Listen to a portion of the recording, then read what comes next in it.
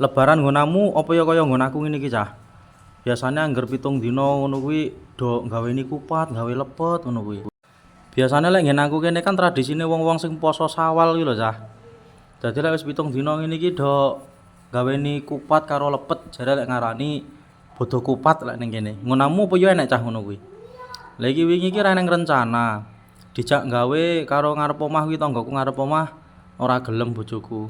Lah iki mau ditawani adah kupat karo lepet ngono wis dadi garek ngisi. Wong arep gawe ra sida mergo golek klopo ndelalah klopone sik nom-nom, sik degan ngono. Malah yo diterke rene degane siji ke mau. Terus sidane aku karo bojoku iki golek klopo ning karangan nggone mbahku ngono, lahan perumahan nggone mbahku. Ndelalah enek klopo tuwek-tuwek iki mau tak rah ngono ae.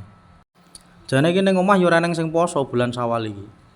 Ae mergo ditawani adah kupat ngono karo adah lepet wis dadi lah timbangane nganggur wis diisi.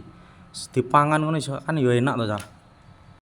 Ora milu poso tapi milu ngrayakne ngono ae. Ya ngene iki lho Cah, apa enake urip ning desa iki. Klopo kan delalah ning warung-warung ngono kan nggon aku kene iki sik luwarang Cah.